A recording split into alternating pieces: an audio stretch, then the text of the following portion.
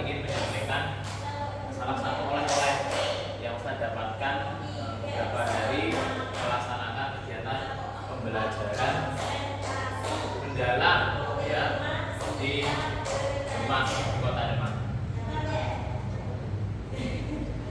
Salah satu materi yang disampaikan oleh materi di narasumber di sana adalah namanya growth mindset atau pola pikir bertumbuh.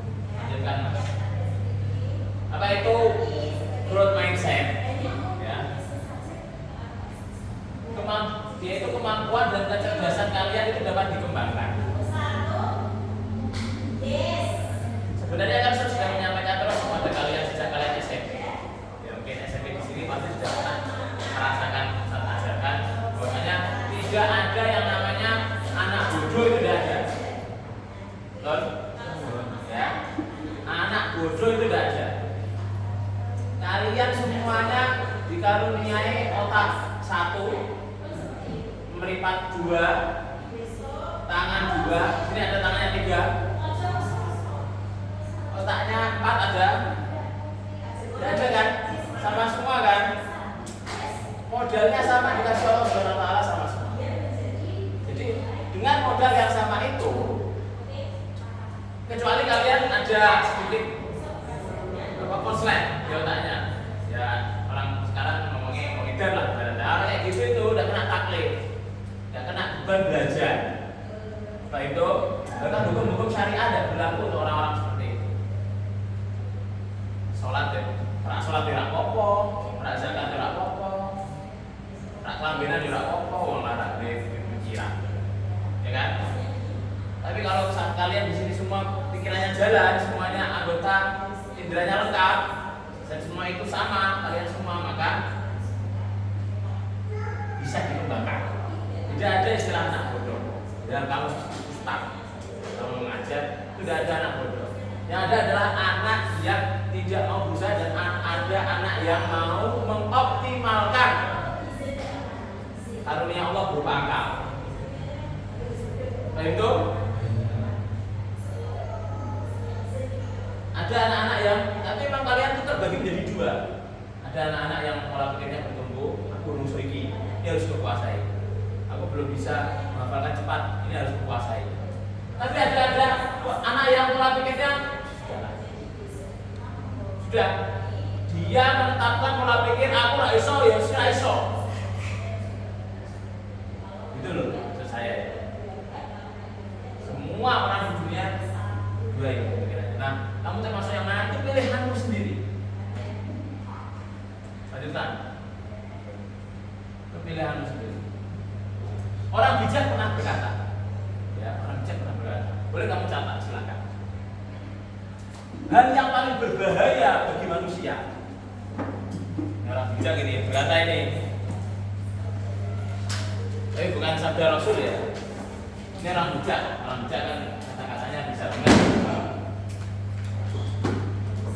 Hal yang paling berbahaya untuk manusia adalah hal yang paling berbahaya bagi manusia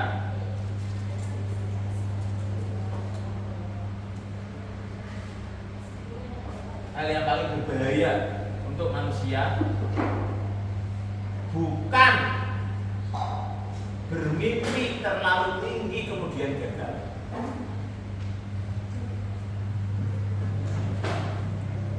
Hal yang paling berbahaya untuk kalian ini manusia bukanlah bermimpi terlalu tinggi kemudian gagal.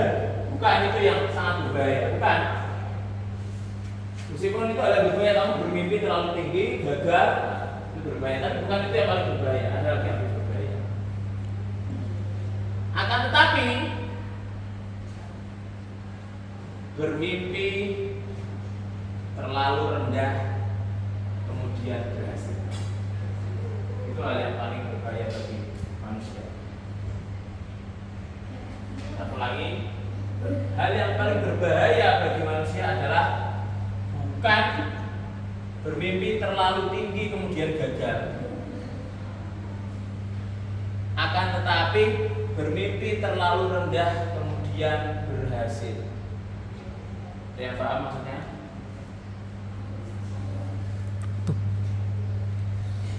Ada yang paham maksudnya? Hal yang paling berbahaya itu bukan kamu bermimpi terlalu tinggi kemudian gagal, itu bukan. Nah, tapi kamu bermimpi terlalu rendah kemudian berhasil, itu hal yang berbahaya. Ada yang paham maksudnya? Ketika seseorang bermimpi terlalu rendah kemudian berhasil, dia akan sudah selesai. Tujuan saya sudah tercapai. Itu apa saya berusaha lebih keras.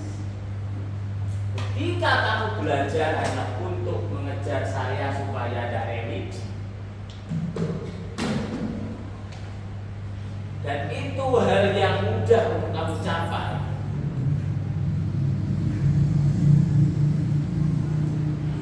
dan ketika kamu sudah mencapai tidak remedi, selesai sudah. Kamu tidak mau berusaha lebih keras. Ketika kamu berusaha di pondok, standar saya selesai mondok di sini 6 tahun 1 juz. 1 juz tercapai dalam tempo 2 tahun.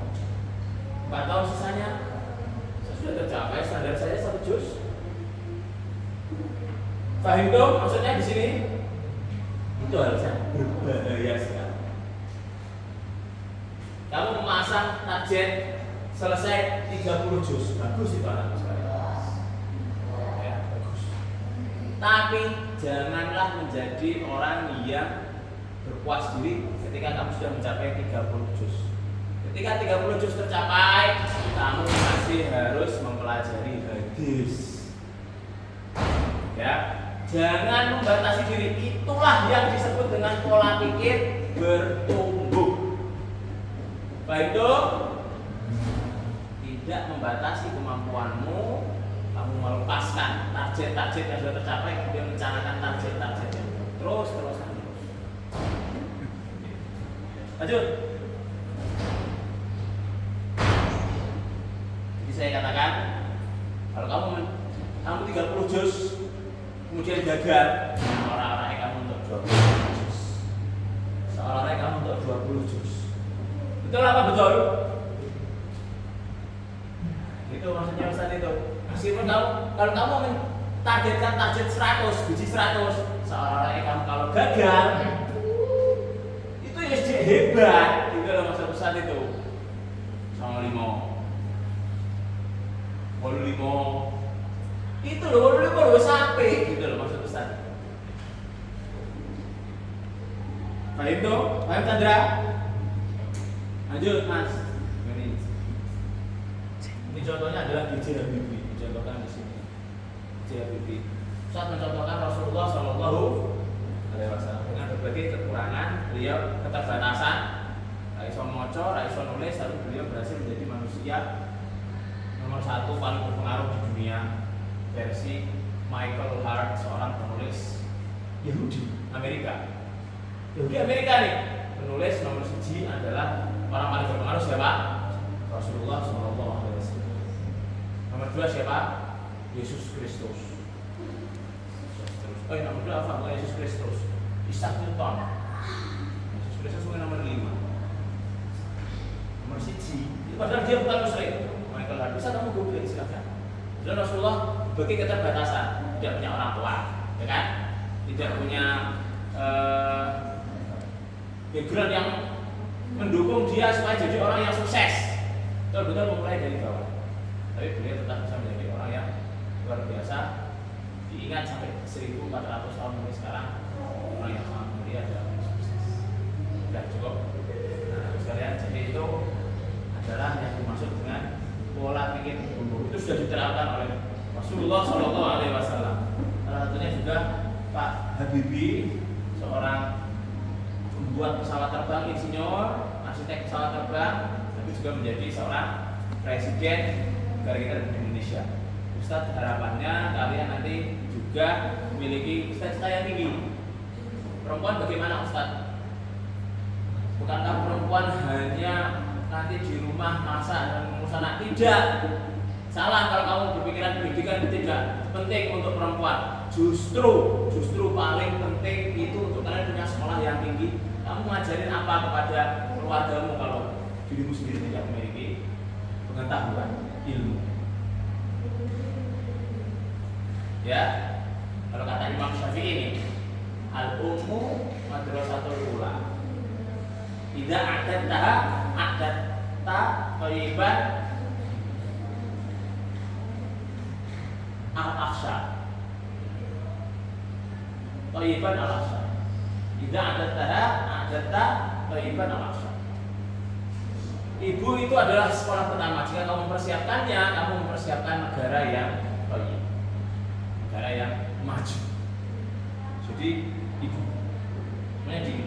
Makanya propaganda non muslim itu yang dirusak bukan cowok, yang dirusak adalah perempuan. Dunia gemerlap malam, dunia bebas, berbulan bebas, yang dirusak adalah perempuan. Bukan kalian, bukan.